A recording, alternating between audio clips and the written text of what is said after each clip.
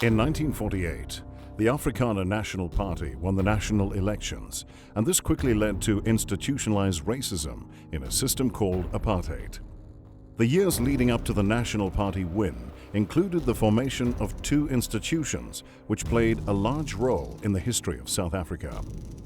In 1918, an exclusively male organization called Jong Suid-Afrika, or Young South Africa, was formed. It was later renamed to Die Broederbond, or the Brotherhood. Its purpose was to serve the interests of Afrikaners in South Africa. In the 1930s, the South African government set up a security service modeled after the British MI5 and was a special branch of the South African Police. And later, in 1969, it was renamed to the Bureau of State Security, or BOSS. The purpose of the security service was to monitor state security, but they were allowed to perform other duties as required to keep the status quo.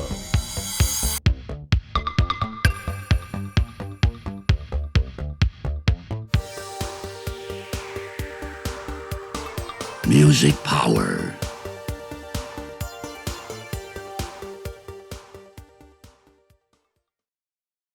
South Africa had a policy which was called Apartheid, which meant that blacks and whites should be separated. In 1948, when the nationalists came to power, they entrenched apartheid as an official policy. I mean, it's, let me say, entrenching historical racism and institutionalizing it. The official religion of the National Party government was the Dutch Reformed Church, the DRC. Which was very much the whole unification of politics and religion was part of the National Party's method of control. There was a secret organization or semi-secret organization called the Broederbond, which literally is Afrikaans for brother band, brother union. You would not get a high political position within the government or indeed in any of its organs such as the SABC unless you were a fully signed up member of the Broederbond, which meant you'd have to be a member of the NGK, the Nederlandse Gereformeerde Kerk. They passed several laws quickly in the first few years as kind of linchpin laws for apartheid. You would have laws saying where people of certain races could live, specific areas in which people of different races could live. Your kind of overarching blueprint was the division of a population into race.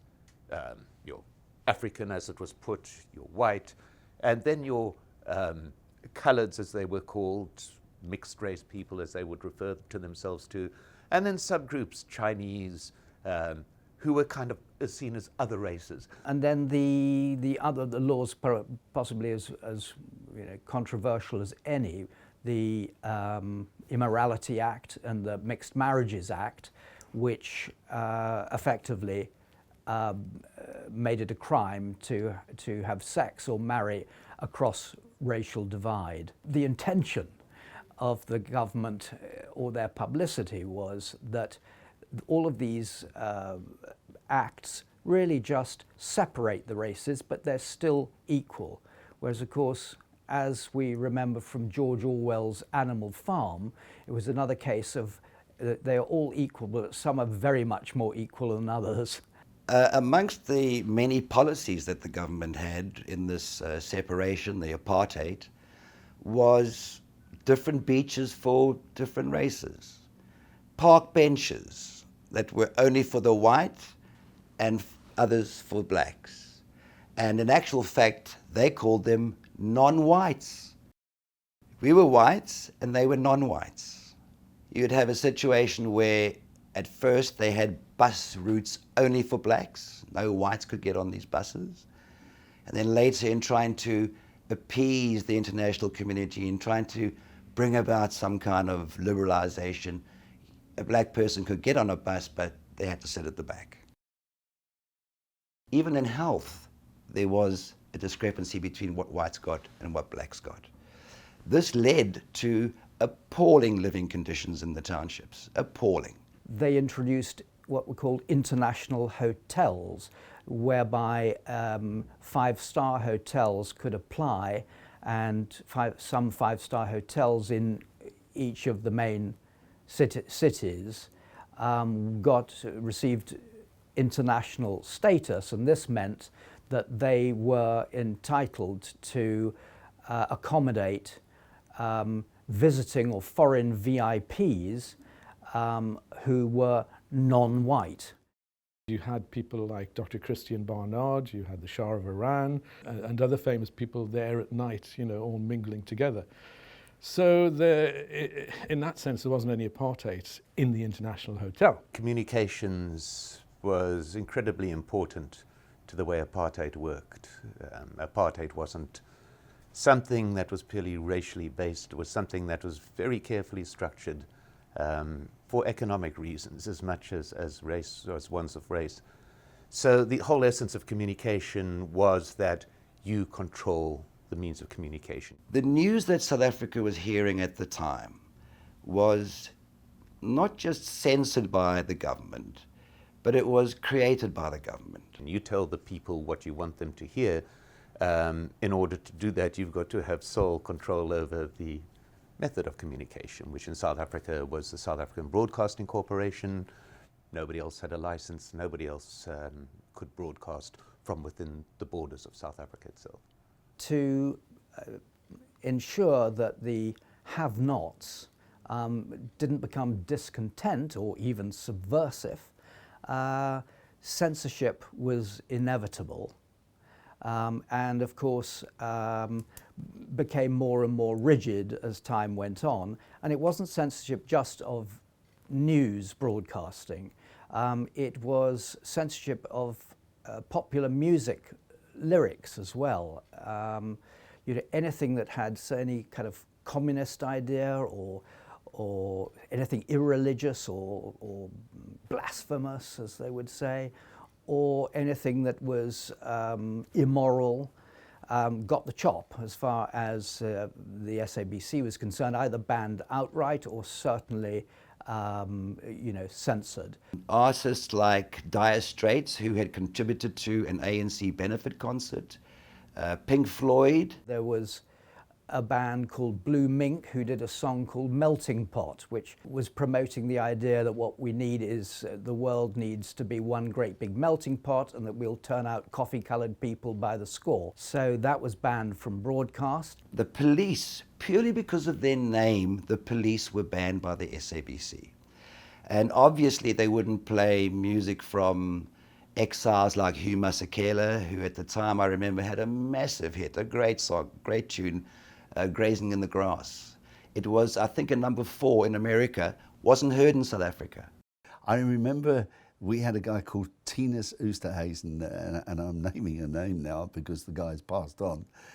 He was in charge of the library at the SABC. And if he didn't like it, he'd take a 6-inch nail and go across the record. So you went to the library to pull it out to play on the show, and wow, you couldn't play it. The first one he ever scratched, I remember Jim Croce's Cocaine.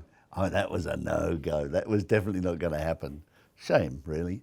Everybody loved a bit of cocaine in those days. There is a committee within the SABC who listen to all the music that's released, or all possibly contentious music. And although I say I'm not on that committee, I don't know of its workings. The reason why they may restrict certain records from airplay is because they feel that certain music may offend listeners. When you're in a disco, you can jive to an 18-minute track of a Donna Summer, or anybody else for that matter. To listen to an 18-minute track of Donna Summer on what is essentially medium wave radio, on a small speaker, on a small radio, just doesn't go down. South Africa only got television in 1976. We weren't able to see the moon landing. We weren't able to see many of the historic events that the rest of the world saw. And the reason for that was that Parliament decided that television was evil, so we wouldn't have it. Again, to prevent the repressed masses, if I can call them that, from getting a window on the world and seeing how the other half live. The Homelands Policy, as it was called, meant that Zulus would stay in one area, the Xhosas would stay in another area, the Lesedis in another area, and therefore their propaganda would go to those different nations, and under the guise of what they called Bantu radio. And then the white population who were watching SABC after 1976, that is, and listening to SABC radio, were totally in the dark about what was happening in the country. With the creation of these homelands, it meant that South Africa saw them as independent, totally independent sovereign states. But the world, of course, wasn't fooled by that. The world knew that this was just another way of implementing apartheid, the separation of the people. And watching what was happening in the country at the time with the uprisings, with the bloodshed, with this total domination of one race over another, that I think the germ started for Capital Radio. We listened to Capital 194 in London, who had started in 1972, had actually kind of picked up all the talent from the pirate radio stations of the 1960s, the ships that were anchored in the North Sea and were illegal and broadcast into, into not just London, but all the way up the coast. And so we, remembering the romance of that and the fact that they were illegal, but a deal was done and they were brought on shore, and in exchange, the government agreed to start independent radio in England or in the UK. So we were fired up with, that's what we want to do, but where can we do it? We suddenly had the thought, what about this newly declared independent state called Transkei? Because from there we can broadcast into South Africa. So with a little bit of research, we discovered that in the Independence Charter of Transkei, there was absolutely no mention of broadcasting at all. It was just in the Nats' kind of usual arrogant way. They had assumed that, of course, the SABC would still continue to operate in these territories. So they didn't even think about making sure that that was legally binding. So there was no reason why we shouldn't legally broadcast from Transkei. Martin Rattle ran a mobile discotheque company with his partner Mike Forge, and on his team were Anthony Duke, Brian Oxley, and the late Jim Ellery, amongst others. During this time, Martin was introduced to John Moody, who expressed an interest in getting into the entertainment business. We were invited to go around to John Moody's house for drinks. And when we got there, I think Martin Rattle may have been there, but there was plans all over the coffee table, and they were showing us plans of outside broadcast units and studios and what was actually going to be happening as far as this radio station. I was saying, what radio station? So in the end, with the help of Brian Oxley and Jim Ellery, the late Jim Ellery, and Anthony Duke, who was on our team, we put together a proposal and a tape of what it would sound like. We sent Richard Bruce in to bat for us in Transkei, and not really expecting, not daring to hope that it might go anywhere. And they said, it sounds like a brilliant idea. Put together a more in-depth proposal, and how do you see it working? Well, first of all, of course, we saw it working along the lines of Capital 194 in London. They were already the most popular independent radio station in the world. They had the highest listenership, and they had, they were fully booked advertising sales-wise for 3 years. So, in fact, if you wanted to buy advertising on Capital London, you had to go and put your name down for 3 years' time. And then it's just a question of how do we do it? We've got to find out technically how to do it, and who's going to pay for it. We formulated and proposed, and which was accepted, a company whereby the Transkei government held 51% of the shares, Professor Bruce, John Moody and Martin Rattle had 26% of the shares, and the remaining 23 was held over for future issue to Transkei citizens. That arrangement took place on the basis that they will put up all the money, the Transkei government, and we'll put in the expertise and do the legwork and report to the board and bring contracts and so on and so on. We felt compelled to try and bring the real South African situation to the more elite, shall we say, population who were not hearing the news. And we felt that a popular radio station with a totally independent news team would get the message to those who did not know what was going on in the country. It was important to note that Capital Radio hadn't identified its target market as being black. It had identified its target market as being the white ignorance of what was going on. So make a popular radio station, a music radio station that serves the community, and give them news that they would not find on any SABC radio channel. News that told the truth of the situation. Well, now, of course, there were various aspects to setting up a radio station like that. If we start with the programming side, well, we'd already got our kind of focus in Capital 194, and John Moody and I went over to London and we went to see them. Must have been 1977 just, I think. And we actually said to them, look, maybe you want to buy a shareholding, you know, maybe we'll sell you some of ours, or maybe the government will, you know, agree to a new way of formulating the shareholding. They said, well, we're flattered, but we can't do it because as far as the rest of the world is concerned, Transkei doesn't exist. It is South Africa, and our unions would not let us get involved in something there. But please help yourselves to anything that you want here. We said, well, we'd like to use the name, but just convert it because we will be Capital 604. The payoff lines were the same. All the hits and more on 194, all the hits and more on 604. It actually should have been Capital 603 because we were on 603 kilohertz medium wave.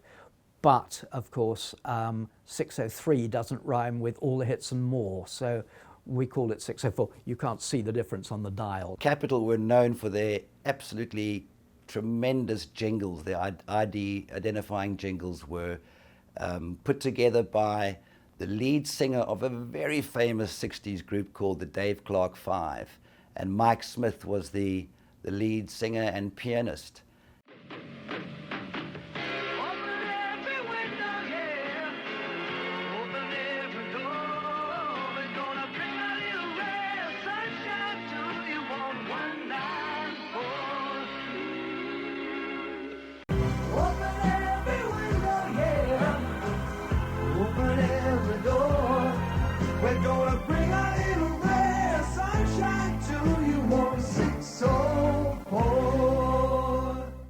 A whole load of us, in fact probably all of us, went to somebody's farm just outside Port St. John's. I forget whose farm.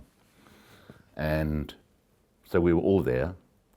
Mike said, because we were only going from like 5 o'clock in the morning until midnight. And so but Mike said, you know, we're going to need like a signing off jingle that says, you know, well, thank you for listening today, kind of thing.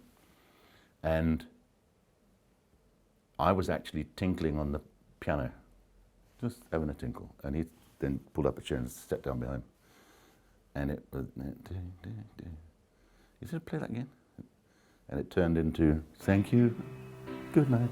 Good night. We sure had a great day. We'd just like you to know you've been listening to Capital Radio. Yeah, quite proud of that. Just, you know, I probably put in 1% and Mike put in 99%, but at least we sat down together at the piano.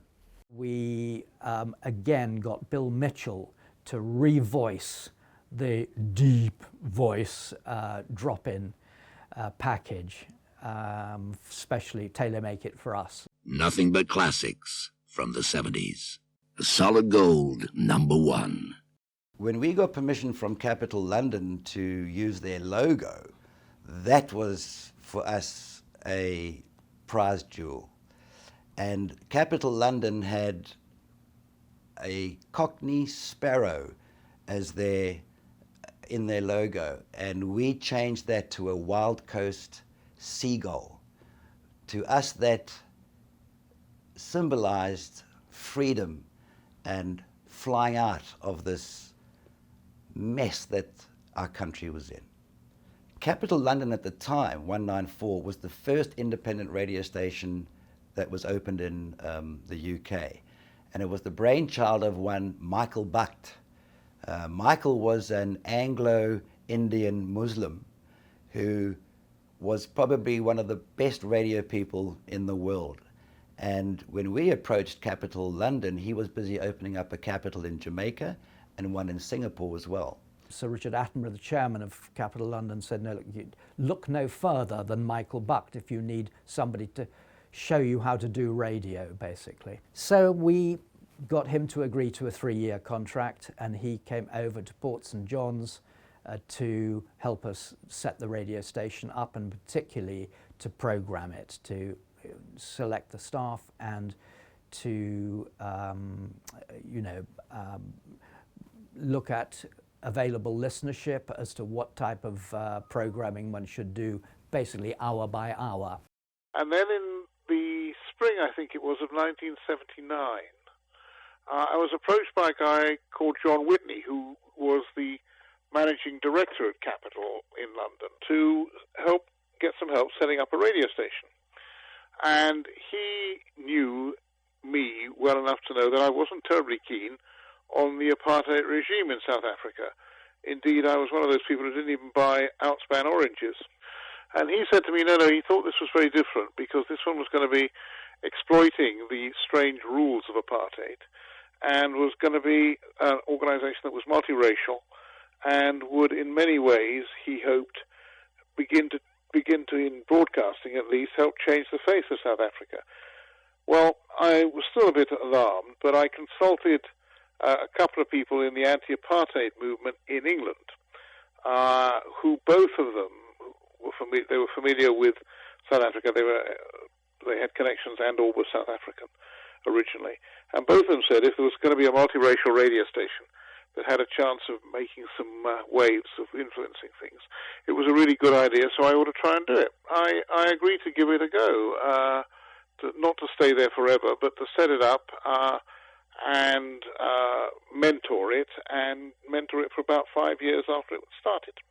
So we just had to find somewhere to house this radio station and in Transkei, and somewhere where there was accommodation for these people. I mean, not these people from overseas who aren't thinking in terms of bringing their family over to live in a rondavel.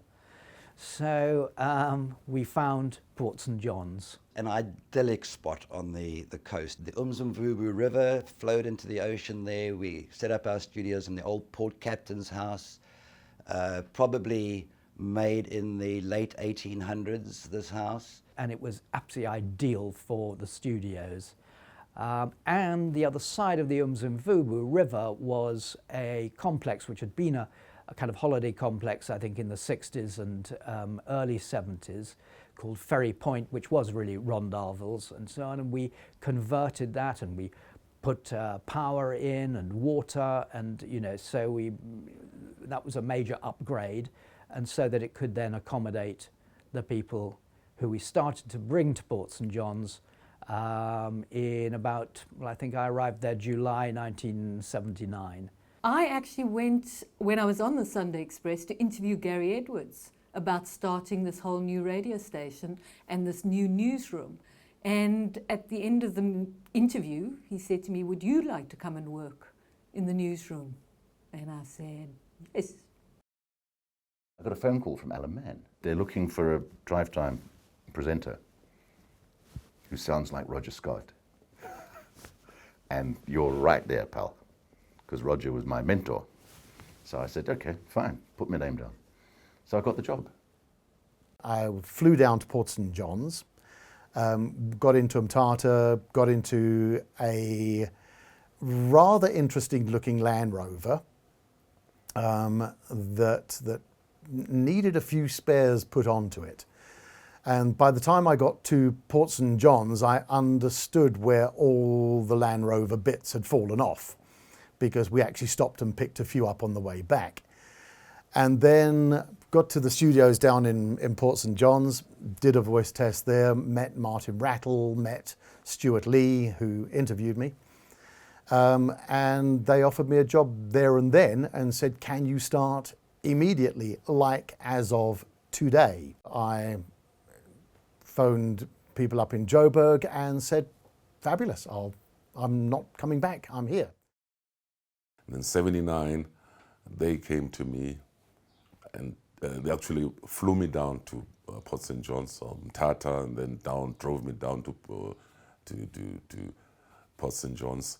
And then we had auditions there. And then, of course, they were quite impressed with my voice and everything, and they thought they could do something with me. That's Altero when he's distracted, just like me. Why? Because I had a love, but it's no more there. And this was at the beginning of my radio career, you know, I just started. So I got this break and I went down to Transkei and I started on a more professional setup now, radio station, state-of-the-art equipment, everything. So it was like, boom, I was in the world of commercial radio. And at that time, you must know, commercial radio was like a novelty in this country for black people, you see what I mean? So, in other words, we're used to these traditional stations like radio, Zulu, you know, Sotho, all the different languages, you see. But there wasn't any black man who was broadcasting in English on radio. Put an audition tape together. Very, very difficult to find out where to send that to. But it was Port St John's, where Capital was based in those days. I think my lame joke, and I'll tell you that lame joke, I love humour. I think humour's a very important part of life. I see humour in most things. And during the audition tape that I put together, I played a Cliff Richard song. I think it was Wired for Sound or whatever it might be. And I said, well, that was Cliff Richard. I said, wow, look at the way he looks. You know, he's so youthful. I'll tell you what he does. He drinks 3 bottles of oil of Olay every day. It doesn't help his looks, but he slips out of bed beautifully. And I think that got me the job. I think it was that English sense of humour. So yeah, was then I had to apply for a work permit, and that was the problem, because in South Africa you had to try and employ a South African and exhaust that option before you could employ somebody from the UK or the States or wherever. And the day before my visa expired, my 3-month return ticket, the work permit for Capital came through. I had my suitcase packed, ready to go back to the UK. So yeah, that's how it happened. And then obviously I was told by Stuart Lee, my boss at the time, my beautiful friend Stuart Lee, okay, we'll see you in Port St John's. And I said, which way out of the car park is it? You know, this young naive boy from Manchester. And I had a battered old Fiat. And my wife and I jumped in the car and we head out from Johannesburg to Port St John's. It's a trip I think normally should take about 8-9 hours, I'm not sure. But it took us 17 hours to get there. And we arrived at 4 in the morning and Stuart Lee said, hi guys, shall I show you around the studio? And I said, show me a bed. Capital Radio came about 6 months after I joined the SABC.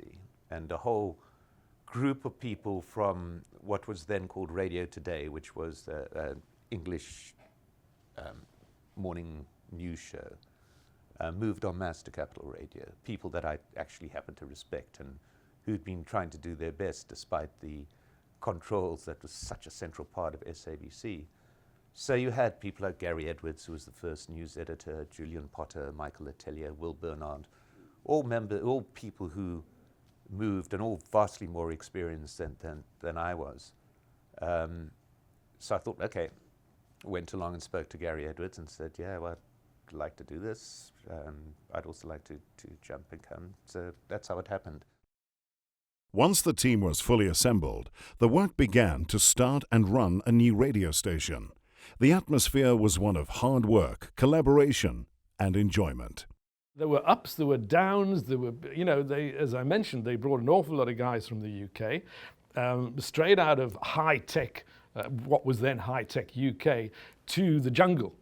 with paraffin stoves and paraffin refrigerators, which I didn't even know, existed.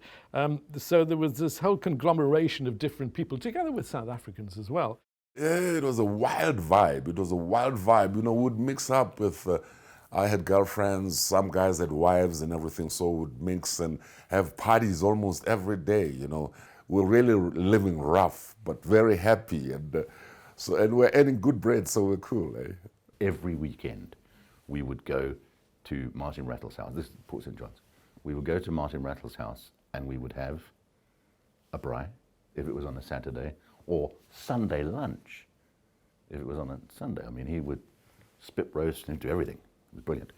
Then, of course, there was the technical side, which was more important than anything because, of course, that is where the money is going to be spent to start with. And this was really the department of Professor Bruce, who was our chairman at that stage as the fledgling company was founded, and John Moody, who's managing director. And between them, they researched and found, they started talking to Marconi in Switzerland, but they were then referred to a firm of broadcast consultants who were based in the Channel Islands, who had set up radio and TV stations all over the world and became highly recommended. The essential thing was for us to be able to reach not just the rest of South Africa, but in particular the PWV triangle, Joburg being the commercial centre, most important, but that we had to reach. So we were assured that if we bought the largest transmitter in the Southern Hemisphere, which was a megawatt transmitter, that would provide an acceptable 66 dB signal into Johannesburg, as well as reaching Durban and East London and Port Elizabeth and Bloemfontein. We knew we wouldn't be able to reach Cape Town, but we had a shortwave service as well, so that was, would reach Cape Town, would reach all over the world in actual fact. That was agreed to, and the big transmitter was bought and installed at a place up in the mountains in Transkei called Herschel. The consultants who Capital Radio hired to plan the studio's transmitter and antenna included Bob McIntyre and Reg Swain. Once Herschel was chosen as the location for the transmitter and antenna, Bob McIntyre was given the job of convincing the local chief, whose tribe owned the land, to let them build there. The chief did not want anything built on his land, and Bob McIntyre negotiated for many weeks before an agreement was reached. We also had a smaller transmitter in Mthatha for broadcasting through Transkei into the then Eastern Cape, and another at Umzimkhulu to boost the signal into the Natal region. Transkei had infrastructure that was still dated the 1940s. It was old wind-up telephones. You used to crank them up and a manual exchange person used to say hello and you ask for the telephone number. Now you're suddenly going to run a stereo radio station on this sort of equipment. So they realized there was a problem to get the signal from Port St. John's to Mthatha. So Capital built the first microwave, it was analog at the time, analog microwave service between Port St. John's to Mthatha, and that's how they got the audio. It was a stereo system. They've now got a reasonably good signal in Mthatha from Port St. John's. Now they've got to get it to Herschel. How do they get it to Herschel? It's along telephone lines, along rural roads. Herschel wasn't designed even to give the power. When that transmitter was fully modulating, the lights right on the Eskom line, the lights in Lady Grey, the town, used to pulse at night with the modulation. It used to drive the people mad. While the technical aspects were being worked on, at the same time, the newly formed news team was coming up with a way to tell the real news in an impartial and unbiased way. So we had to create a way in which to ensure that without dictating what you do, you create what is going to be a recognized independent radio style. So in consultation with Michael Buck, we drew up a new style guide, which was very all-encompassing. We were the first in South Africa not to use honorifics, but that was quite a breakaway thing from radio at the time. We also had to be non-sexist. We were very sort of strong on that kind of thing. And we weren't going to call everybody out there fighting in the struggle terrorists. One man's terrorist, another man's freedom fighter. Terrorist is much pejorative and an inaccurate term as freedom fighter is. So we use the word guerrilla, which is as middle of the road as you can get. So we had to look for neutral ways of telling the story of South Africa. And we were quite strict about that, and we produced the style guide and we sent it out to all our stringers and correspondents as well. But it was a very important process because for the first time in South Africa you had a group of people transforming the very structure on which media worked. And for the first time you had it being put down of this is what independent news should all be about. This is what it means. We've lived in a society for decades in which the concept of independent media and concept of independent music, of independent art is completely non-existent. You had a situation in which it was state-sanctioned or it was resistance. Somehow you had to get something in the two if you were ever going to have a true democracy emerge from the apartheid ashes. And that's where the process began in that tiny newsroom at Capital Radio, in creating some kind of template that looked forward to a society in which people would be free and in which news would be independent without you having to work it to be so. The ethos of Capital was to get at the truth from the news department side, and from the presentation side, it was to present and work without seeing colour.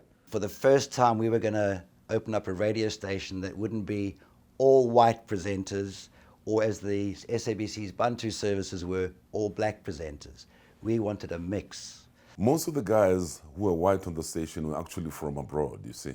Most of them were from England, America, and all that. So, you know, they seemed genuine. We had local guys as well who had to follow suit because, I mean, everybody else was nice to us and as blacks. So there wasn't actually any demarcation. Everybody treated each other like brother and sister and what have you.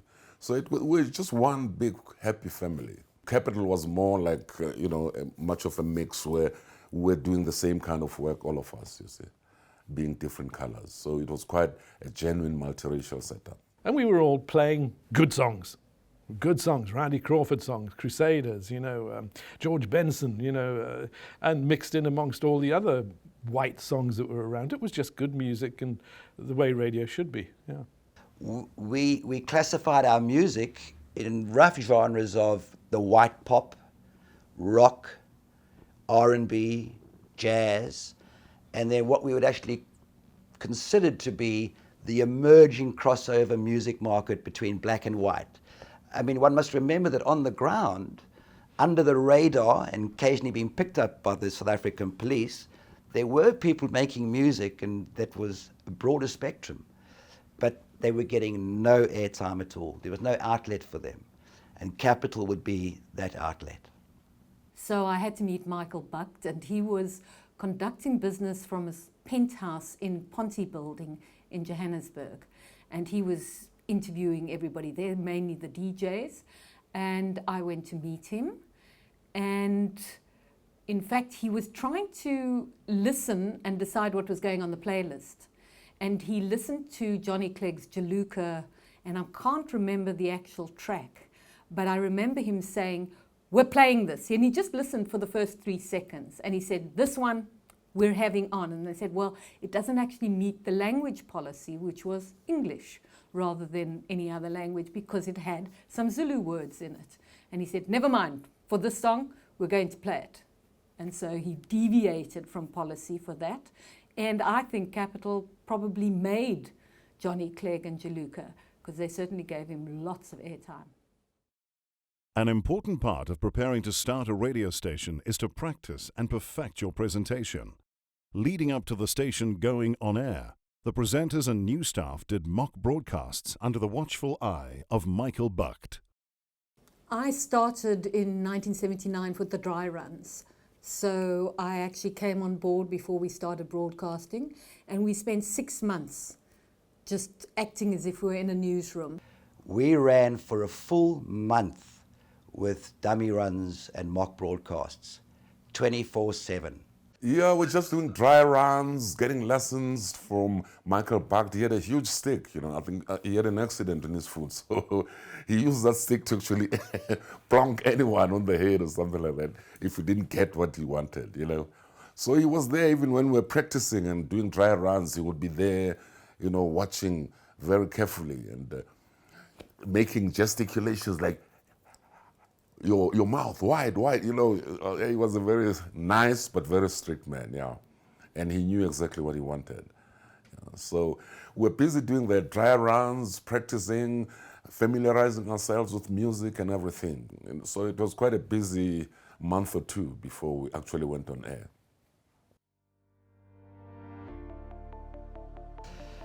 The date was set for the 26th of December, 1979, to open the radio station the day after Christmas. Everybody gathered, we were all very excited. We had been working for months in putting together our library, putting together our music, putting together our presentation, our lineup. I don't think any of us had had more than 3 or 4 hours sleep in as many days, but that didn't stop us all getting up at the crack of dawn and cramming into the studio to witness the first broadcast of what was, after all, the first independent commercial medium wave radio station in Southern Africa. And the station was sounding great when we switched on that transmitter that first time. The first song we played was Simon and Garfunkel's Bridge Over Troubled Water, symbolic of trying to actually put more than a band-aid on the pain of South Africa. The whole thing kicked off with Alan Mann, the first disc jockey on air with his breakfast show, and before him, of course, our original MD, John Moody's opening few words. I remember them very well. The date is December the 26th, 1979.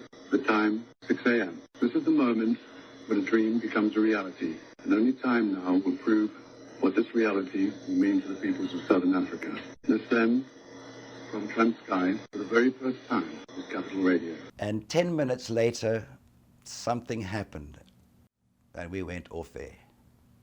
The stories are wide and varied. The ones I can remember is that Lesotho was made up of chalk mountains and therefore absorbed the signal. Subsequent investigations have revealed that the ground mat, you know, with an AM transmitter, you have to have a copper ground mat. And apparently there was a road running next to the transmitter, and they had never connected up the ground mat across the road.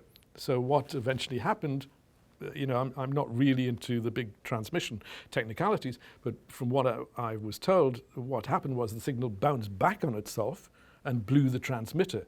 It was quite a large transmitter in Herschel because of that ground mat not being connected. That sneaky suspicion that the Bureau of State Security of the South African government had a hand in influencing that decision not to put the ground plate in properly. It's documented in the Herschel transmitter logbooks that capacitors in the antenna tuning unit, which was a separate building, blew, and this caused the antenna to go off-air after 10 minutes into the first day's broadcast. However, the reason for this incident has never been revealed, so all we are left with is speculation. We'd had problems in the weeks of tests leading to the actual launch. There had been a growing awareness that the size of the transmitter was not sufficient for the breadth of signal that had been promised by the contractors. Yet there was still, oh, it's going to be all right on the day.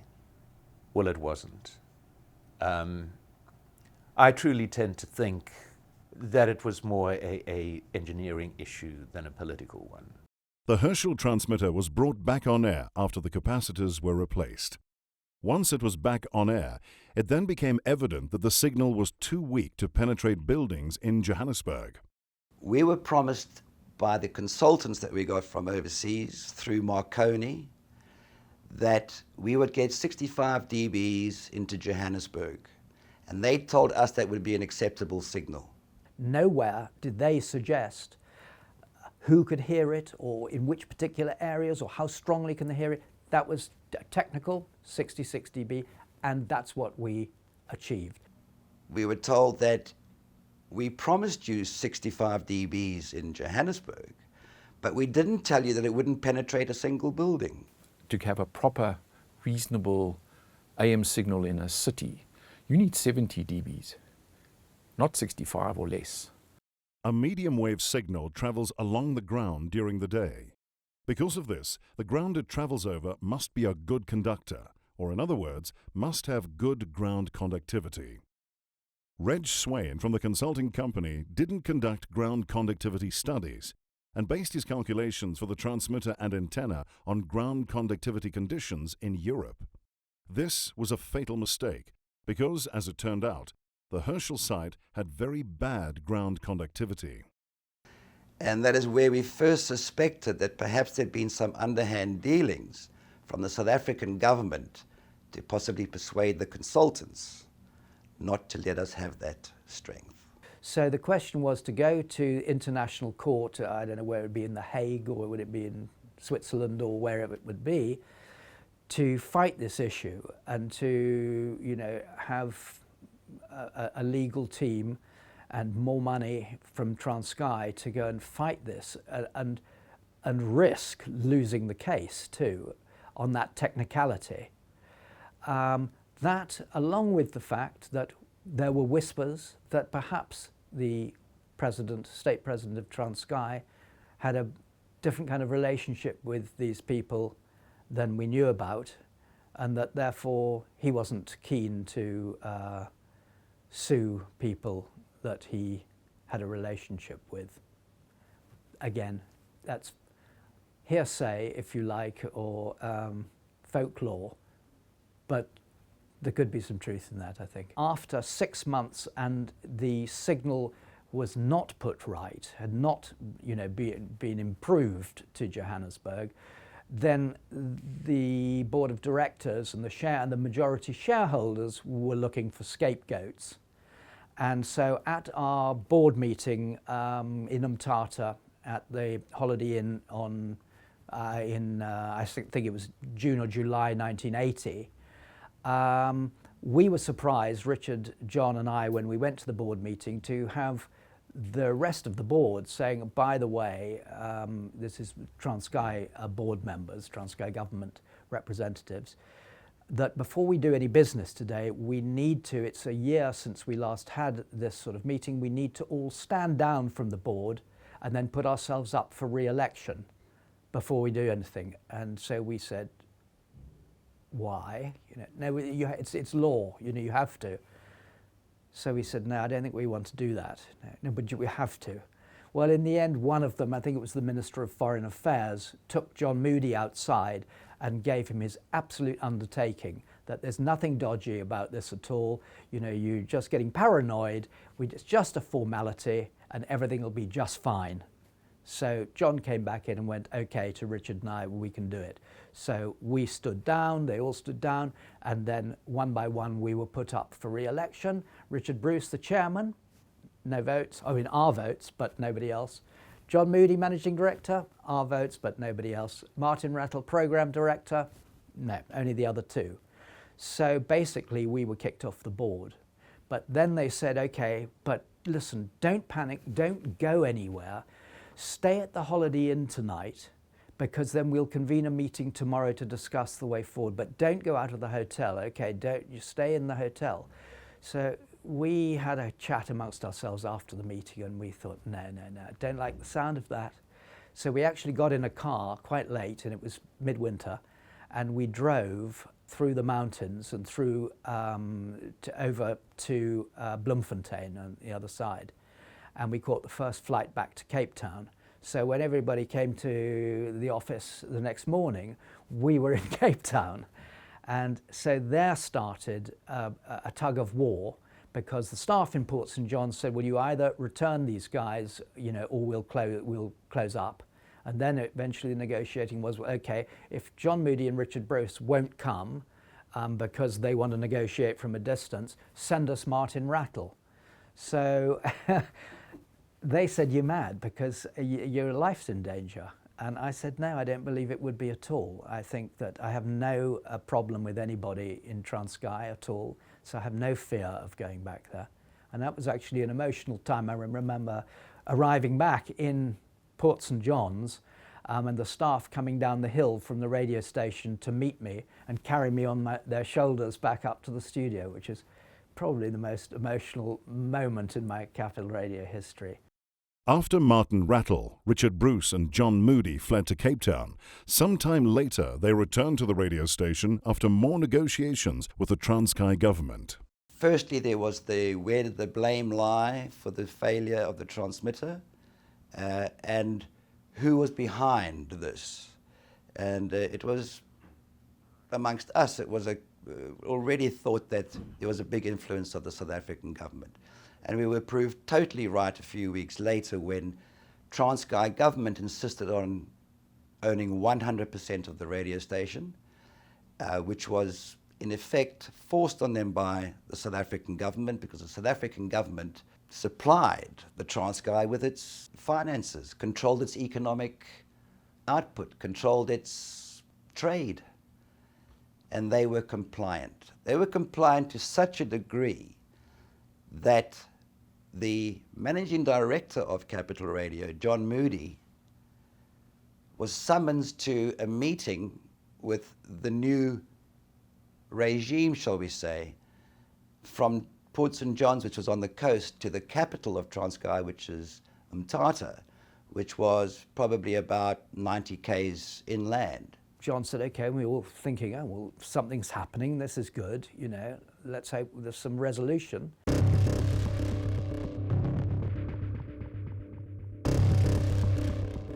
So John took off in his BMW up the road from Port St. John's to Mthatha, and when he got about halfway there at Eagle's Nest, where the road takes a series of bends, he came round the corner and there was a car across the road. So he slowed down, and as he slowed down to see, well, what's happened, has there been an accident or what, three guys came up the side of the, down below the road and started shooting at him. So he managed to somehow drive the car round this other car with two wheels hanging over the edge of the cliff, so to speak.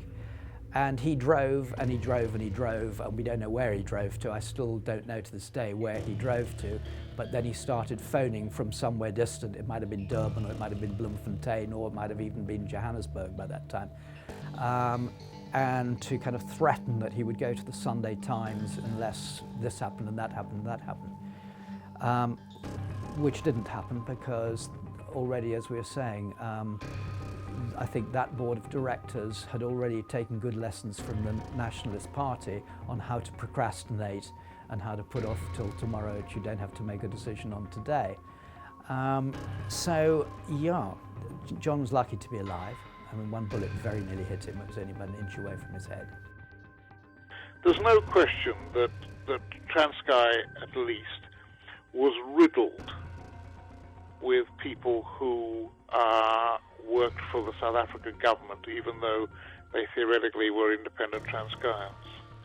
I mean, I'm not going to mention names here, but one of the senior engineering people who was working for us, one evening after he'd had a few too many drinks, showed me his boss identity card.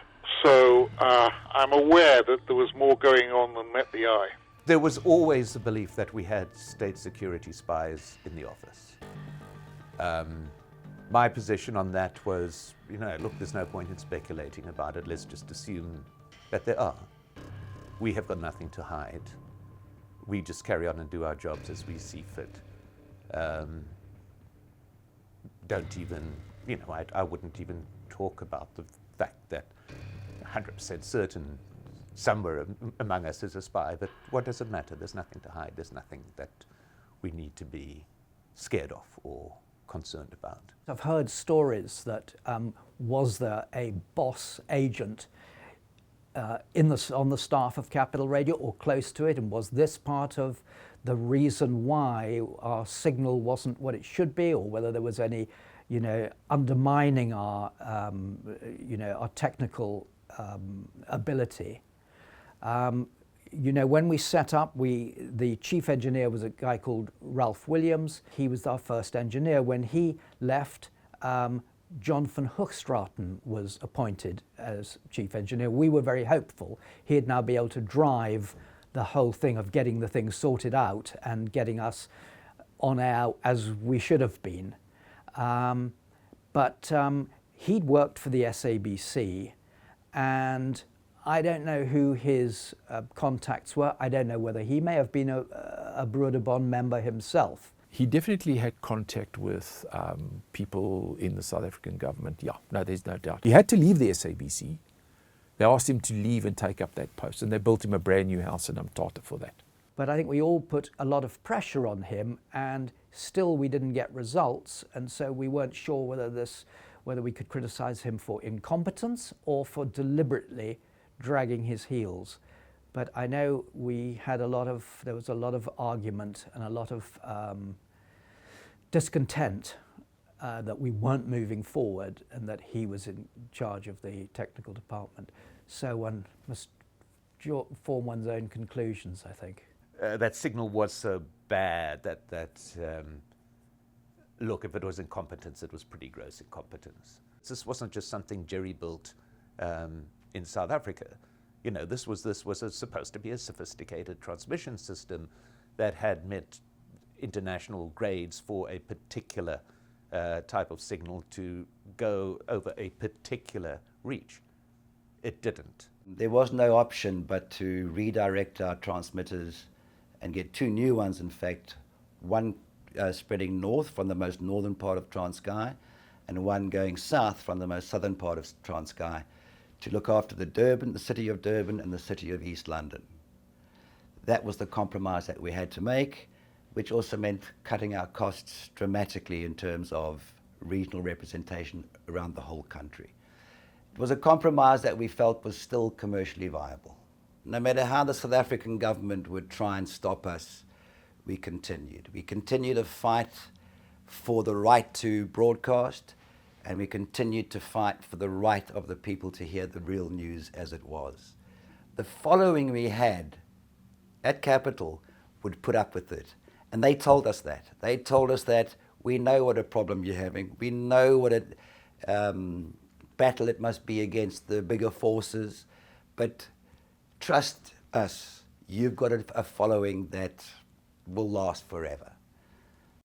Now that the station had retooled to be a local station, it went on to become very popular in its reduced broadcast area, continuing to tell the real news and play censored music.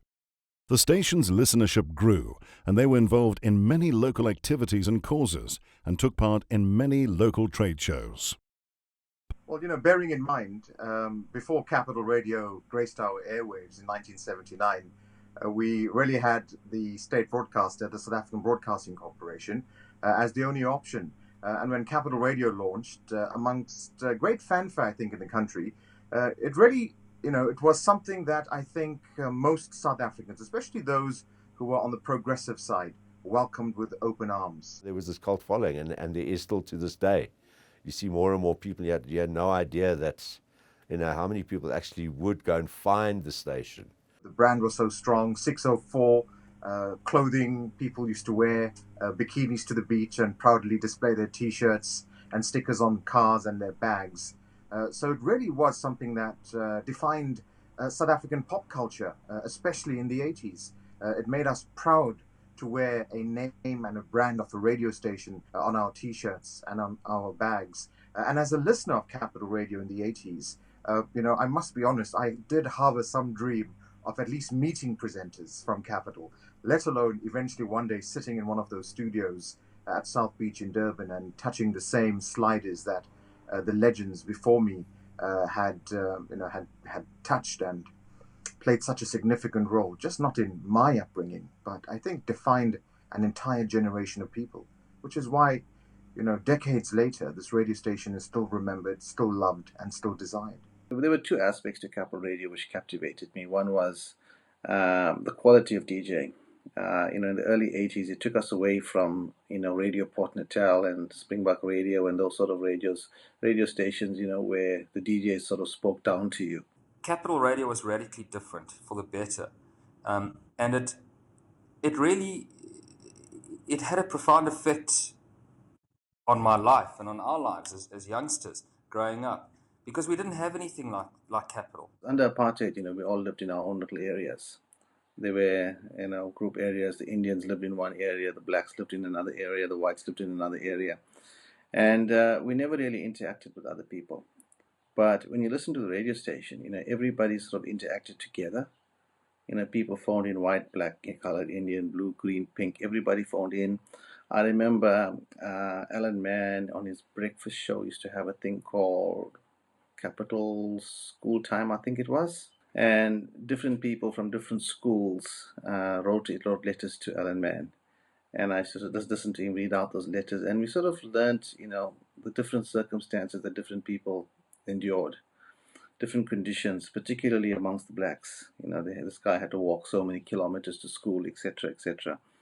And it sort of created that awareness within us. It brought people together. You had white people, whites calling in and sort of discussing their life as well. Indians calling in, and it was really a microcosm. It brought the people of South Africa together on this one little hub. Something that we would have to wait another, 15 years or so afterwards to actually have achieved. Capital Radio was a very successful brand, a very successful business, a very successful community-type radio station. And I say community, although it spread wide, but they engaged with their community. Capital Radio seemed to bring people together. I was one of those people, one of the fans as a teenager. If I knew Capital Radio DJs were around, I would be there. At the Royal Agricultural Show in Pietermaritzburg here in KwaZulu-Natal. And Dave Simons was very kind to me one day. And I think it really not just made my day, but made my year that I got to speak to Dave. And I think eventually for me, being based in Durban, having the radio station, arrive in Durban, the radio presenters, especially in the 80s, right? And early 90s, the likes of Tony Blewett and Kevin Savage and Darren Scott and Dave Gazzelli, Tony Morrell, who was one of my favorites. Wherever they went, they were highly recognized, and they were all excellent radio people. And at the end of the day, that's what Capital Radio really delivered to the South African audiences. It was world-class radio. The ANC simply didn't have the military might to go up against the South African Defence Force. The other way to do it was through things like bombings, little bombings, bombing of shopping centres, to create a sense of instability in the country, which sort of shook a lot of the white population as well, because they were very oblivious as to what was happening out of their communities. And not that, they were not bad people, they just didn't know what was happening. And sanctions on the country at the time were playing in the later 80s were starting to bite.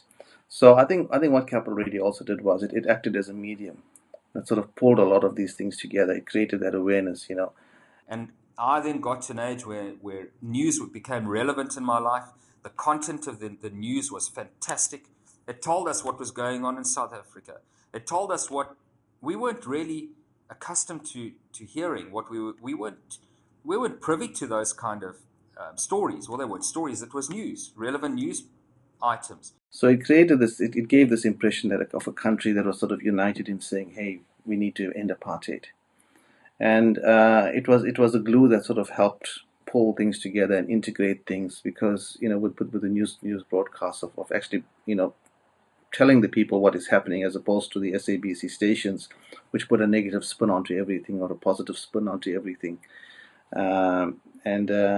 So it really did create the impression and really did tell people that yes, your activities are leading to the end of apartheid. Capital was never a passive listening radio station. You get passive and active listening. And Capital could never be a passive listening station. No one would have Capital on in the background just because that's all there was. People would deliberately go and listen to Capital because it had that sound, and maybe even the medium wave kind of sound with Capital and the DJs and the voices and the way they presented. added to that magic, you know. But whereas you can say radio stations today, they are very passive, they have a lot of passive listeners, it's because they have it on, but they're not really listening, they're just hearing it in the background, because there might not be anything else to choose from. Whereas you can quite safely say Capital's audience, whether it was, you know, up to the days when it was 250,000+, which is a hell of a good number for a station that had so many signal issues and was on a, you know, medium wave only down in Durban and on the Eastern Cape Coast down to East London. And I used to listen on shortwave in Joburg, and you know, that was an exercise. Very active listeners. You can say that 99% of people that listened to Capital were active listeners. They wanted to hear the station, and it affected a lot of people's lives.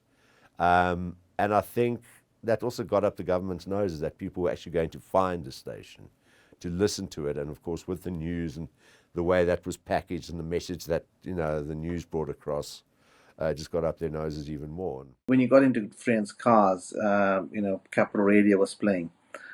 People used to go out of the way and buy car radios with the medium wave station on it. I remember insisting that my dad bought a new car, and I remember insisting when he installed the radio, it must have medium wave, because he needed to pick up 604. 604 was always the radio station of choice. No, in fact, I don't remember anybody of my generation ever listening to anything else other than 604. It was always the station that was playing. And that's why it sort of became such an intrinsic part of our lives. But fantastic radio station. Absolutely fantastic radio station. Fondly loved and very sorely missed. Big time. The target was, and I took over later on when it still hadn't been resolved, to keep up the fight of negotiating with the South African government to allow us to put relay transmitters on South African soil. You know, in the very beginning, when we went on air and it didn't work, a meeting was held at somewhere on Midrand. I wasn't present, but that I know that South African Foreign Minister Pick Botha attended the meeting, and to all intents and purposes, because of course he was also in charge of the SABC, the minister in charge, that there was kind of, yes, we can certainly look at putting a relay between Johannesburg and Pretoria and running an ADSL line or a microwave current to it. And that was a promise that, of course, once again, was never fulfilled. There was a discussion about whether we could broadcast from inside South Africa. The South African law said no, you know, no independent broadcasting, monopoly to the SABC. But the debate was, what does broadcast mean? Does it mean the studio that it emanates from, or does it mean where it's broadcast out, where the transmitters are, in other words? So our lawyers said, well, we consider that broadcast means the point of leaving the transmitter. Now, your transmitters are, for the moment, in Transkei, so we don't see a problem with you opening a studio in Johannesburg, and the South African Post Office will give you a line if you apply for one. I mean, that became, so we weren't blocked on that.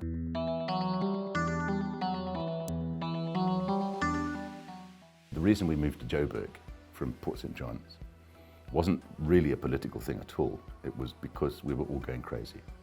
We all had cabin fever. So they picked up the whole radio station, lock, stock.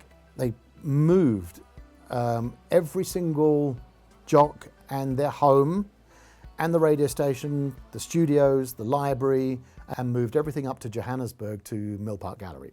Because it was like a whole NATO exercise of do your last show in Port St. John's, go up to Joburg. Sure, and it was one a day. NATO exercise. And so we could do Mervyn John's show from Johannesburg and switch at 12 noon, and Dave Gaselli would take over from Port St. John's in the afternoon. The last night in Port St. John's, there was the piano, there was booze, you know, maybe half a bottle of this, and we spent the whole night with me playing the piano, Duke on his guitar, and we drank the place dry. And that's how we left Port St. John's. Capital Radio 604 had been broadcasting the real news since 1979. Later, a new independent station called 702 started in the homeland of Bophuthatswana. It emulated the new style of 604, bringing the real news to more South Africans. In addition, more international media was covering the South African story. This led the South African government to institute a state of emergency in 1986, which included tight control over how news was broadcast. No matter who the media outlet was, the police had to sign off on any news broadcasts. The emergency regulations were a major problem for us because they restricted incredibly the amount of information that you could put out. For example, if you saw any violence in the townships, which we were seeing on a regular basis, you had to first get it verified by the police before you could report it. So we would go out to the townships, the reporters, and we'd come back having seen these awful clashes between members of the Inkatha Freedom Party with the aid of security services. We would see them arriving in areas of Soweto in armoured vehicles, and they would be let out and they would attack the local residents who were mainly ANC supporters. And we'd watch these awful clashes, and a little bit later, after the clashes had reached a terribly violent stage, the police would come in and fire tear gas and disperse everybody. We'd then go back to the radio station with all the sound and all the information, but we had to get it verified first in terms of the emergency regulation. So that was a case of us phoning our police liaison officer. One was appointed to each media outlet, and ours, I remember, was a guy called Colonel Nietling. And more often than not, we'd phone him, we'd give him the information, a lot of detail, the times, the places, what we saw, the sound. He'd listen to our story. It did not happen, he would say. And that meant we could not report it. And that is why so many people in white South Africa, because they weren't seeing this violence taking place on their own doorsteps, which is what black South Africans were witnessing on a daily basis, white South Africans were genuinely amazed, confused, confounded, frightened when they found out the levels of violence that was happening in our townships in the 1980s. It was simply not reported because the emergency regulations prevented it from being reported. We could see when there were police agents there and they would keep an eye on us. We were convinced all our phones were in fact being listened in on, and all our phone calls. And so sometimes we'd have a bit of fun, you know, and just drop in odd words to kind of stir things up. But I personally was never felt personally threatened, but I did know that people were keeping notes and were listening to our broadcasts. But we felt kind of, I suppose, you're young, you're fearless, and you're, you know, immortal, and you're doing it for a good reason. And we were bringing balanced journalism, we thought. We weren't trying to be on anyone's agenda. We were trying to bring balanced journalism into the story.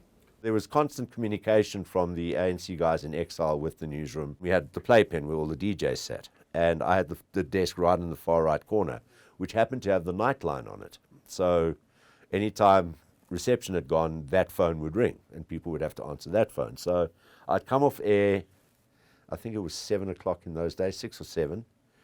I'd come off air and I'd be at my desk putting stuff away and doing some paperwork or whatever, and the nightline would ring. And so often, I became used to almost the schedule. The nightline would ring, I'd answer it, and it would be either, remember, Thabo or Tom.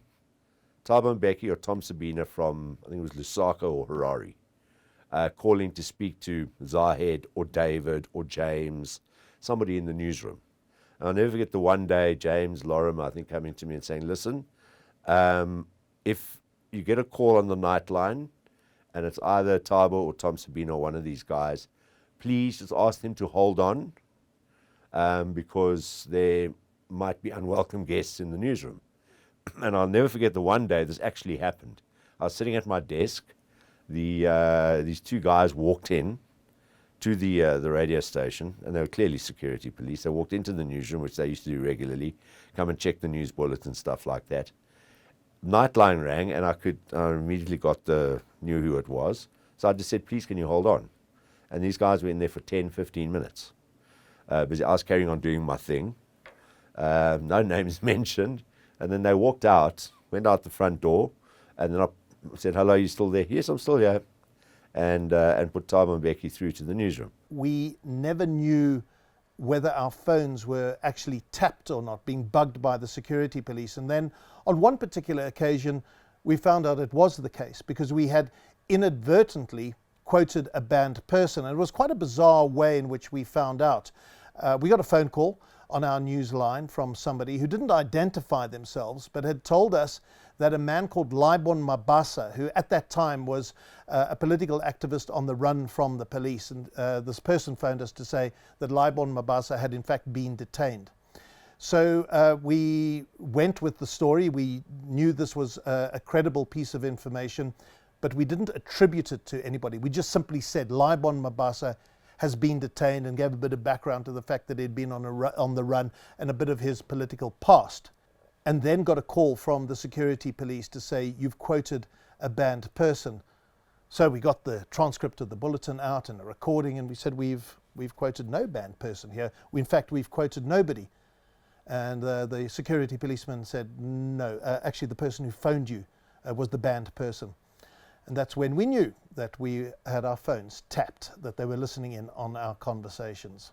It was a tricky time, I think, for especially the guys in the newsroom and management. You know, just a great bunch of guys having a lot of fun on air, and sort of, you know, the bottom line or underneath through all of this is this is what we were putting out there, and the kind of news that we were doing. You know, which was basically also our newsroom in communication with the guys in exile. We always looked for ways to breach the emergency regulations, to circumvent them. And there was one occasion we managed to do this quite successfully, but we raised the ire of the security police. In terms of the emergency regulations, one couldn't report on a call for the boycott of national elections. Now, there were a few people who would break the emergency regulations with impunity, and those were the prominent religious leaders, particularly Archbishop Desmond Tutu, who was emboldened with his Nobel Peace Prize and enjoyed significant international status. So he went out to a rally and called for a boycott of the elections. We had this information, but of course we couldn't report it. So we did it in an unusual way. We said Archbishop Tutu has delivered an address at a political rally in which he has made a particular call. We are unable to tell you what he said because in terms of section 15(2)(b), it is a criminal offence to report on anyone who calls for a boycott of the national elections. And you could work out quite easily what in fact he was saying. So we thought we were quite clever about it, and we were quite smug. Until the next day, I got a very angry call from an anonymous security policeman who warned me not to be too clever in future. And that was part of the police tactic, to intimidate us. Our news gathering was helped by the fact that a large number of political activists listened to us, and they actually became sources. We had easy access to areas which were no-go for state-sanctioned journalists. We were able to report from wherever we wanted to. Subsequent, you know, when the people came out of Robben Island, even before the bulk of them came out, Mosiuoa Lekota had been on Robben Island with Nelson Mandela and Walter Sisulu. And one of the reasons why Lekota trusted us to take part in the great referendum debate was that he'd listened to us in prison on Robben Island. So he knew, you know, and he could kind of vouch that what we tried to do was to be independent and fair news. All the people in Robben Island, Walter Sisulu mentioned when he came out, when I interviewed him for British television about listening to Capital Radio. Nelson Mandela joked about it the first time I met him. So yes, not all the time. It was dangerous for them to listen to. They weren't allowed radios for much of the time. It was only towards the end that they actually got free access to radio. But yes, a lot of them listened to it, sometimes in groups, sometimes individually. Saths Cooper, who's a leader of ZAPU, listened to it regularly in his cell on Robben Island. In 1989, Capital 604 decided to open a satellite studio in the city of Durban. A few presenters worked from this new studio, while the rest remained in the Johannesburg Mill Park studios.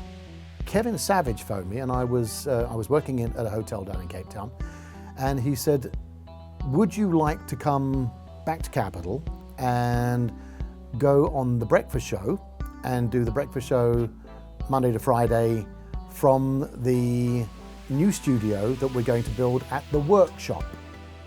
And the workshop had only just been built, and there was we put a shop there, and we said, this is fabulous. I went there, we started up the workshop studios, and again, another beautifully professionally built studio. And we ran a couple of shows a day from there as a satellite studio.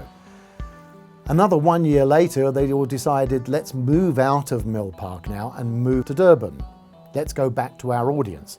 So we then moved all the studio to the old Lido building on the south beach of Durban. Again, another millions of dollars chucked into the studio. I'd spent times with Peter Chamberlain, another great character of Capital Radio. Tony Morell, Peter Chamberlain, Oscar Renzi, and there we were having this picture taken of us of actually with these 5-10 pound hammers, which I could barely lift anyway, let alone swinging it into a wall.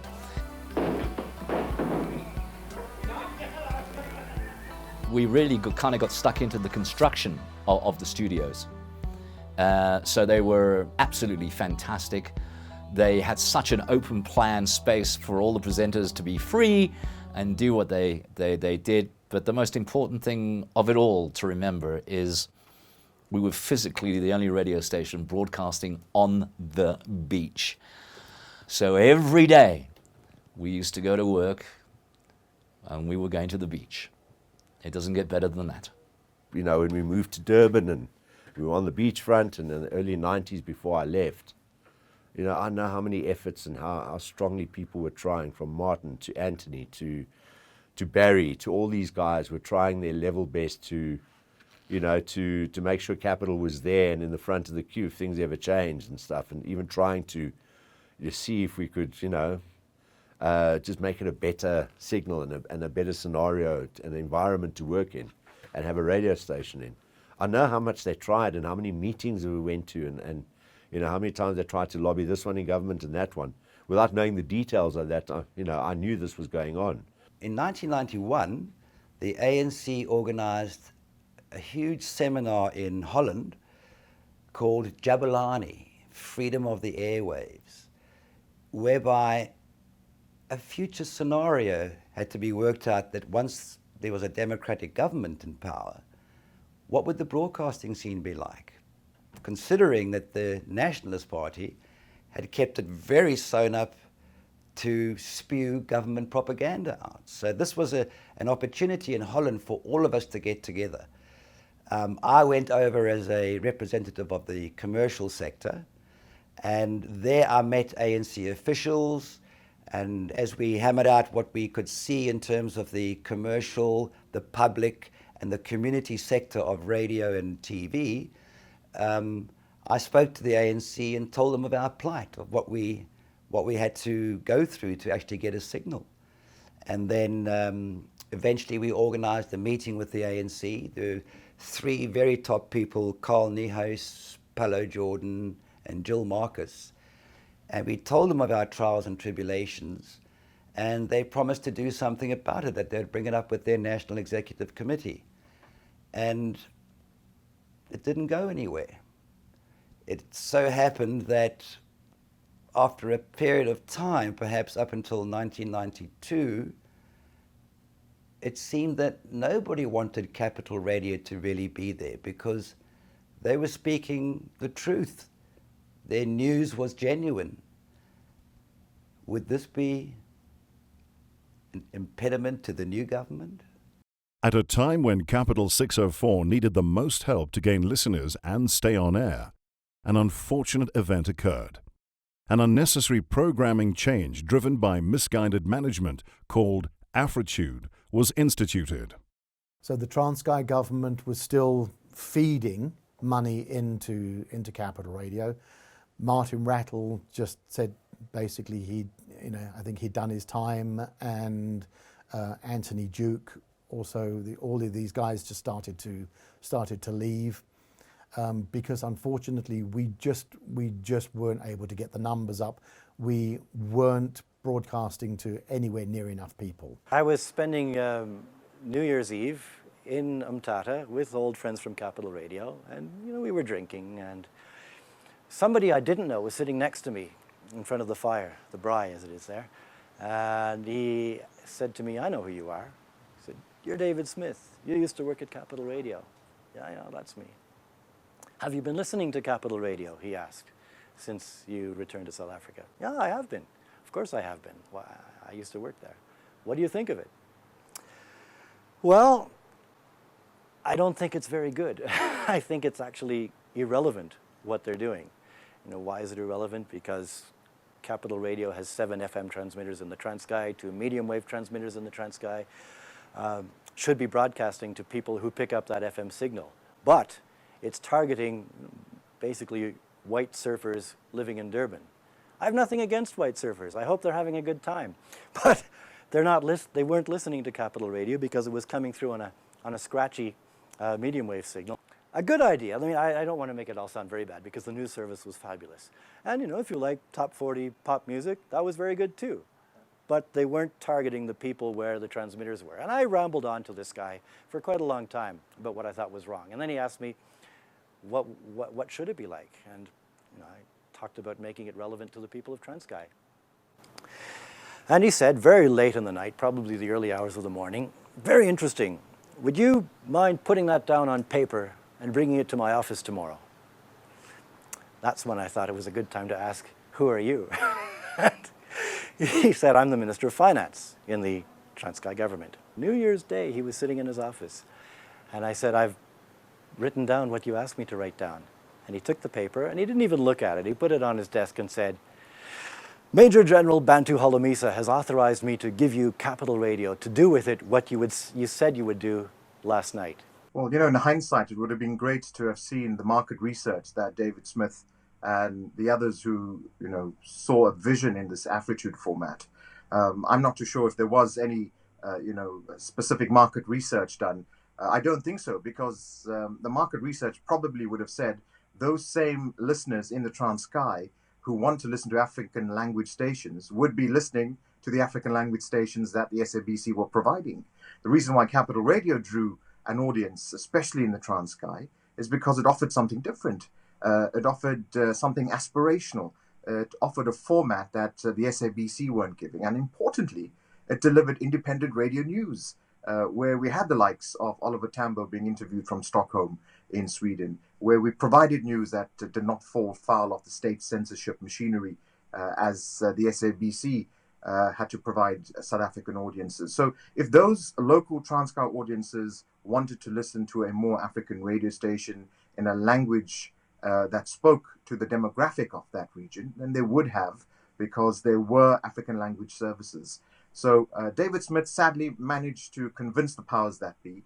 I called a friend at Radio Netherlands. I called Francis Rolt and told Francis what had just happened. And I said, "Francis, I will take this job if you agree to come and do it with me." Basically, I was raiding Radio Netherlands staff. And he said yes. So we both handed in our resignation on a train between Brussels and Amsterdam as we were workshopping what we were going to do in South Africa when we arrived. And we came up with the word Afritude. Before I traveled from Amsterdam to Durban, where Capital Radio was then based, I made a side trip to Montreal. And this is an important little detail, because while I was there, I was interviewed by a Montreal newspaper, the Montreal Gazette, asked me what I was going to South Africa for. And I told them basically what I've just told you. And stupidly, I forgot about a machine called the fax. At the time, there was a South African trade office in Montreal. Somebody in the old South African trade office clipped that article and faxed it to Capital Radio. The story of what I was going to do to Capital Radio arrived before I did. So then this chap arrived, and he was special. He was very special. I picked him up from the airport and he introduced himself and he said, I'm going to be the save and grace of Capital Radio. I told them back in the day when I was working in the news department, I told them that I was going to come back and save this station, and this is where I am. And they have called me from Canada, and I am now going to be the save and grace of Capital Radio. I gathered everybody together. Francis was there. And I did what I thought was the right thing. I said, nobody here need lose his or her job. All of you have radio skills. You're all important people. You've got a lot of experience. Everybody is welcome to stay here. There will be some big changes. And I remember they'd pasted that fax of the newspaper article from the Montreal Gazette around the entire conference room. And so I remember saying, it was the only humorous part, at least for me, of that day. I said, I don't have to tell you why I'm here. You've read it already. Anyway, some people put up their hands right away and said, we don't want to work here. We don't want to work with them. We all know who them are. And fine, they were honest, and they left and they got jobs in other radio stations or whatever. I wasn't there at the time when this supposedly happened, but I can tell you from my 6.5 years of being close to Capital Radio, interacting with the radio presenters, interacting with the staff, as a person of color at the radio station, I did not find for a second anyone with any racist undertones. I did not feel uncomfortable. I was not made to feel a second-rate citizen. In fact, the contrary. The people were supportive. The legends who I looked up to in the 80s were all too keen to offer me guidance, support. Alan Pierce would snoop my show without me even asking him, and he'd come in half an hour early during the week and we'd sit and have a chat. Darren would give me feedback all the time. Richard Jones, Charlie Rasmus. I had never, and I don't think I've ever heard a story from any of my other colleagues who are working at Capital Radio of anything racist happening. So it surprises me that David Smith said that the Capital Radio staff, the white staff, said they don't want to work with any of them, which I suppose is in reference to them being, people of color.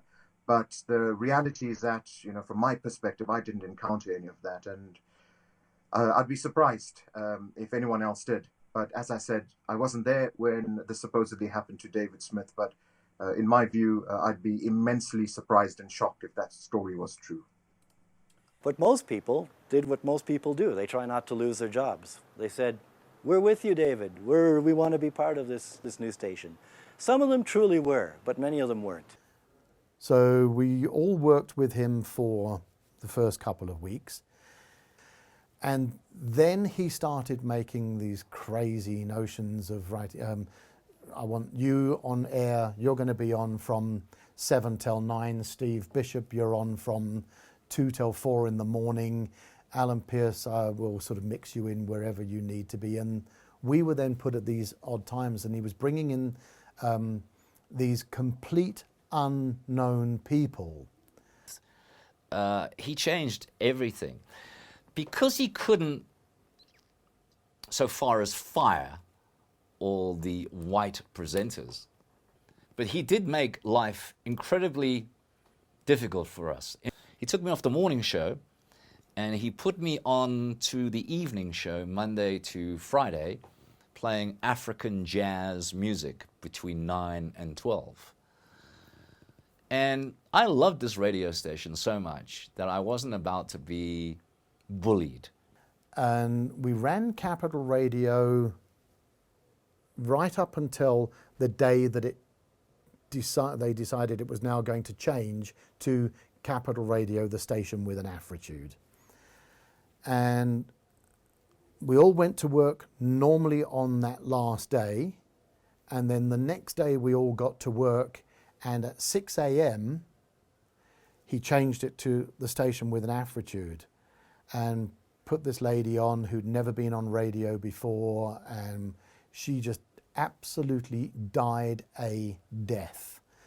So did the guy after her, so did the guy after him, so did the girl after her, and it just went on right the way through the day. We were all sitting in our offices going, oh my God, what's happened? Many of them then began attempts to sabotage the operation. The first day I put a black DJ on the air on the important morning slot, the breakfast show, one of the old technicians came into my office and started beating me up. Fortunately, another colleague came by and pulled him off me. I'm not really good at that sort of thing. The way the South Beach studios, had been laid out, if anything happened in the public spaces or the offices that were on the rim of the dome, certainly more than one person would have heard it or seen it. And of course, our news and sport teams were in the newsroom all the time. So, surely if this did happen to David, as he claims it has, more than one or two people would have come forward to verify that story. The office was petrol bombed one day. It was the last kicks of a dying horse in the old South Africa. I have absolutely zero recollection of Capital Radio South Beach studios being petrol bombed. We would have heard stories of sabotage to our transmitters, which were scattered in the Transkei under the claims of a lightning strike. And then people were saying it was the Apartheid state security who were trying to take the radio station off air. But certainly in terms of petrol bombing the studios at South Beach, and I was there fairly regularly in the early 90s till the day the station shut down. And to my knowledge, the radio station was not petrol bombed. So, once again, I'd have to question that claim. Unfortunately, what happens with people is that, you do meet people and you talk to them, and it's only after a little while you go, I know what it is. You're mad. And I did tell him so. So we called David Smith in and just said, this is crazy. This is nuts. This is not radio. This is just a bun fight. It's like children playing in a schoolyard. We were doing that 24 hours a day. And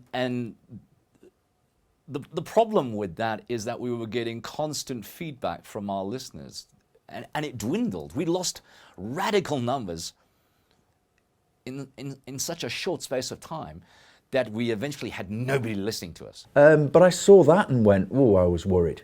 Suddenly, this dramatic change, not a gentle ease, but just a dramatic change that also almost made it a completely different radio station. It needed change to a degree, without a doubt. But when you make change, be subtle in the way you make change, I believe. It was too in your face. I'm that kind of person that when something hits me in the face and I go, not feeling, gut feel. I think gut feel more than anything else. Said it was time to make a move. It wasn't that I didn't want to continue DJing on Capital Radio. Do you know what I mean? It was just that I could foresee that I wasn't going to have a job very, very soon. And as I say, RPN came knocking at my door. I suppose I would have approached them living in Durban. That would have been the obvious way to go. It was difficult. It was allegedly a commercial radio station. I say allegedly a commercial radio station because it wasn't bringing in any advertising revenue. The station was working on what are known in the business as contra deals. A hotel offers free nights to staff in return for advertising. A restaurant offers free meals for staff in return for advertising. Very nice for the people who take advantage of this, but not good for paying salaries or bills or anything else like that. I banned contra deals and told the advertising staff to go out and find advertising revenue in Transkei. Now, for those who don't know, Transkei is predominantly African, predominantly black. They were only going to predominantly white or Indian businesses in Durban, and they refused to do that. And they said, no, we're not going there, it's too dangerous, we don't know them, they have no money. So I was on air, but I'd also taken over the sales and marketing. Sharon Westcott was also involved in sales. She was doing all the sales out of the Durban studios. Myself and Sharon, we were going out on the road, and the advertisers were just going, everything you've got, please cancel it, please cancel it, please cancel it, please cancel it, can we have our money back? No, sorry, that's already spent, so we'll see what we can do. Can we give you more advertising? No, we don't want the advertising. We don't want to be associated with it. And that's the feedback that we were getting. And we just went, oh, okay. I would then take that back to David Smith and he would just go, they'll get used to it. And well, I don't think so. I don't think they will, really. We've created a bit of a monster here and we can either slay it now back in it while it's still young, because this will not survive. You know, it will then die of hunger. So, you know, the old staff went on, you know, mutinied. I then went down to Mthatha.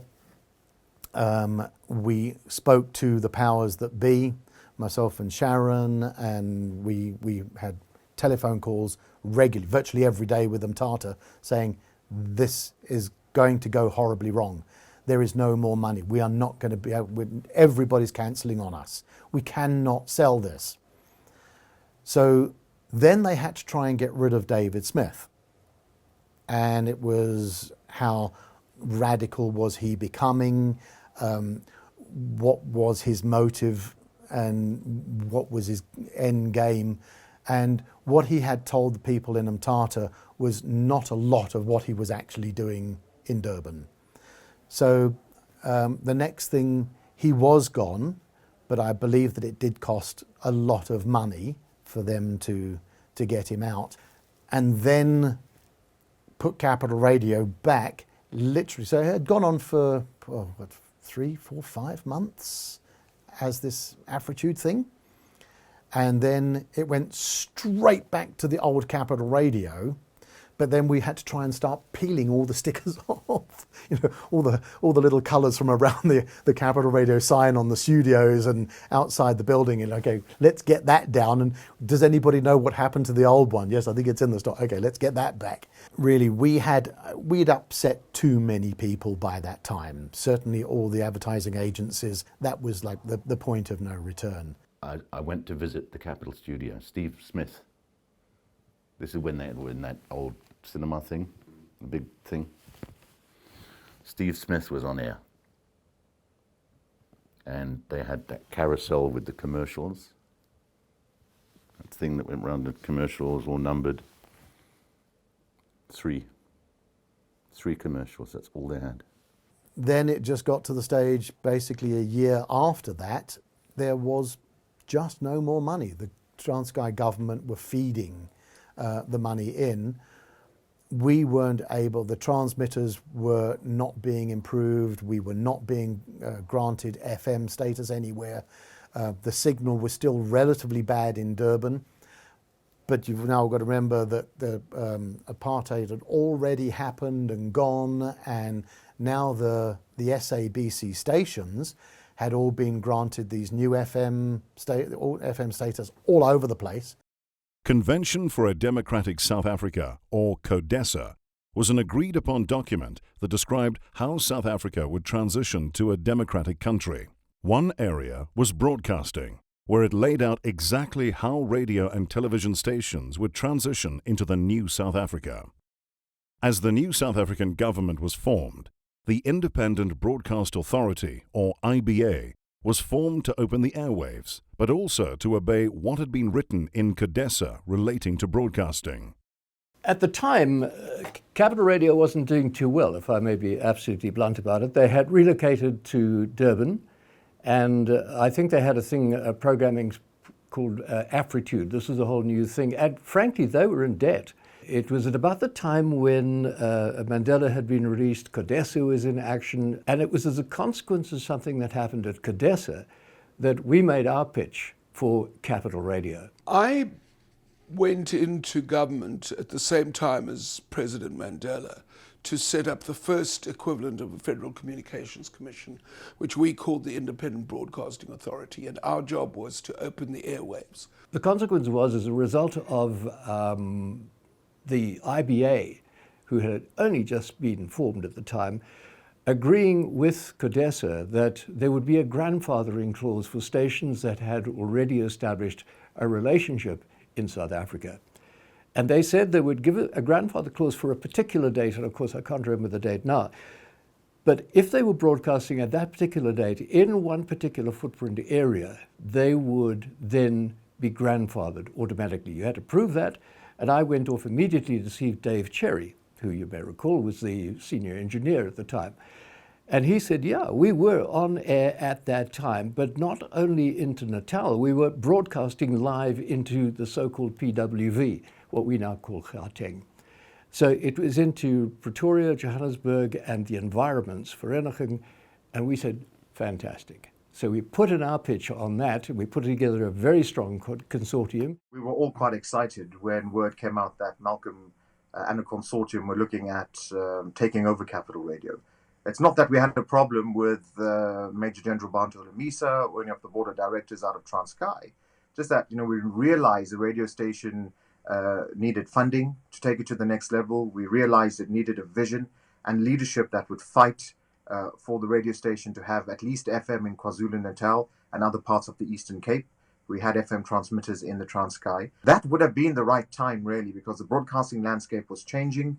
It would have really positioned Capital Radio, especially on an FM transmitter in KwaZulu-Natal, Eastern Cape, and what was the Transkei, to have taken on some of those newly licensed former SABC radio stations that were going to be independent. Malcolm came, did a whole presentation to the Transkei Military Council about the sale of Capital Radio and how he would take it over and do everything he was going to do. We had a very good meeting. It was a great meeting. He had his entire cabinet there, and he sat in his chair with Capital Radio and a little radio right next to him, which I thought was divine. And I thought we had quite a nice conversation, but you can never tell. And the moment he walked out the door, Holomisa just said, we're not selling Capital Radio. So I never knew why he went through all this process. I can remember very well going to the IBA, which was in Rosebank at the time, and talking to one particular guy who was in charge of all of this stuff. And he shrugged it off and said, I'm sorry, but it's not coming into this area, not while I'm here. And off he walked. And I thought, I can't believe that you can do that. Capital Radio was owned by the new government, and the new government seemed to be keep changing its position on what it actually wanted to do with Capital Radio. It didn't really have a clear idea. Capital Radio asked for an FM license. I can remember vaguely that was refused, but they should have carried on as an AM station. But the government never was really clear about what it wanted to do about Capital Radio, as I recall. May even have been suspicious of it. I think that's a sad thing. When the IBA, which was the Independent Broadcasting Authority, came in, they were, what can I say, they were already instructed by the then incoming government who should get the licenses and who shouldn't. So there's another reason Capital Radio was never going to get that license. Despite the fact that we had a very coherent argument, we simply could not get the IBA to say, yes, you got a license. And so I'm afraid that's what happened. Eventually, my consortium folded up because it was costing a fortune to try and keep going with these guys, and I had to walk away.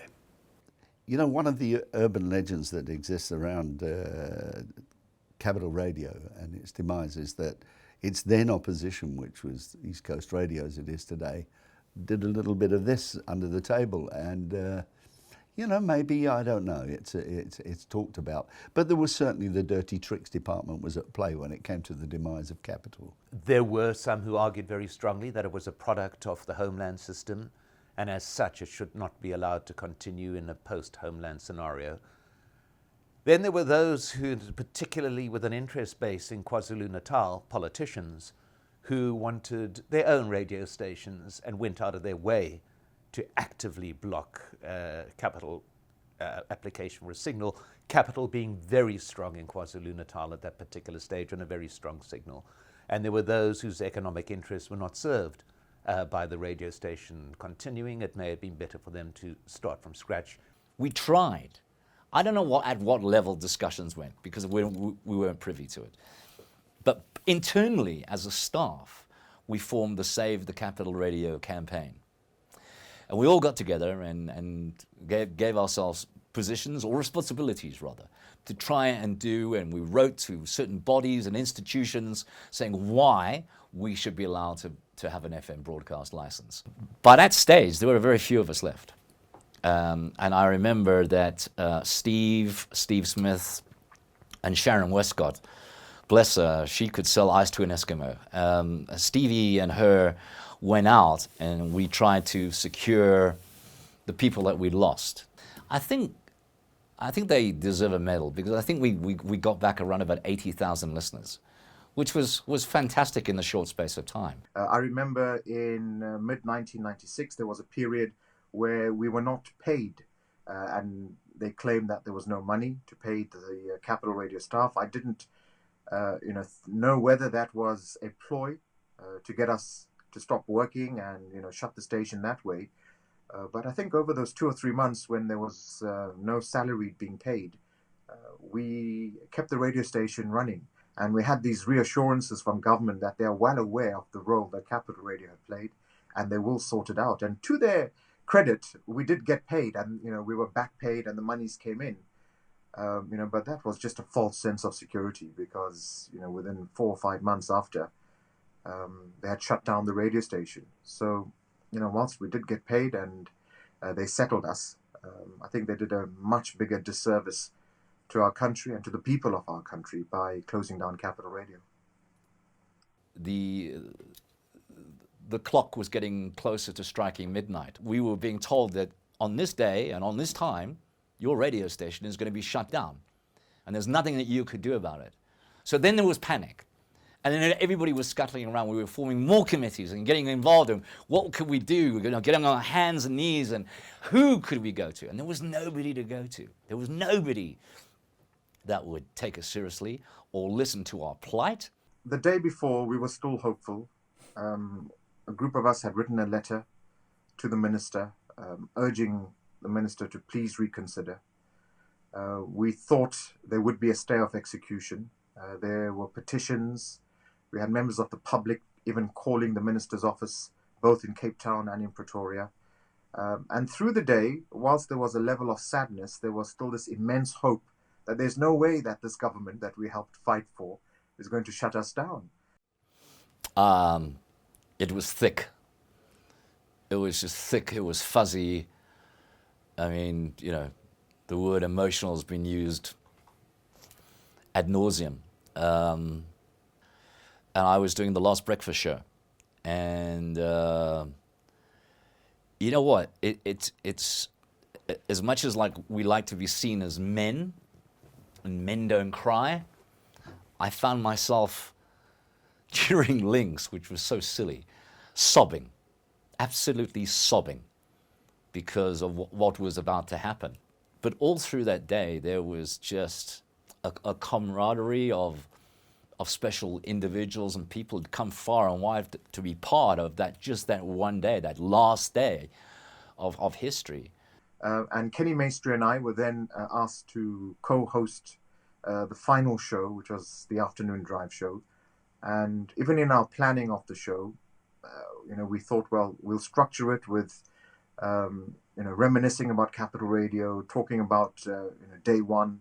And then Kenny and I also planned to give an opportunity to Alan Mann, because if this was going to be the last day of Capital Radio, then the first voice of Capital Radio on that breakfast show on the 26th of December should be one of the last voices that Capital had.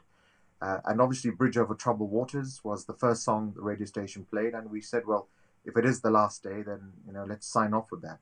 But we were both still hopeful. We got into the studio at about 2:45. We started sorting out our jingles, laying out the music. By then, a lot of people had assembled at the radio station, not just our existing staff, but some former staff members, those who had secured jobs at the other radio stations. Then we had this outpouring of Capital fans. And it just made me realize how loved this radio station was. And Kenny and I got in and we presented the first 2 hours. That was getting emotional. We realized that by 5 o'clock, there's no stay of execution, no letter, no telephone call coming from the minister or the minister's office. And by then, a few things had happened. There was this light aircraft flying around Johannesburg with this message, no more capital punishment. We had people calling us, taking pot shots at the SABC, who they had claimed was flying these banners, and it was Metro FM, and all of this was going on. So we were dealing, with this backlash from the audience who were already upset the radio station's closing, and now on our last day, as we're walking to the gallows, we've got other broadcasters in the country allegedly taking shots at us. So it was really difficult. You know, you give so much to something, whether it be a cause, whatever that is, but you give so much of yourself that because you believe in it, and you know it sounds so good, and people love it. Die-hard fans, they're still around, they still remember Capital Radio. It's tragic, but that room, about 5 minutes to 6 o'clock, it was almost like you could hear a pin drop, because the inevitable was coming our way. We had fans outside the windows, and they were all looking in, and I'll never forget Tracy Ferretta was just, the tears were streaming down. I think everybody had tears streaming down their eyes. It was just, the emotion was palpable at the best, but probably goes without saying, the saddest day of my life. And for many others as well that loved the radio station as much as we did, yeah. We go into the final hour, and people just stream into the studio. Something that I'd never forget. And in that final 20 minutes, we managed to get Alan Mann on the radio, and he gave us a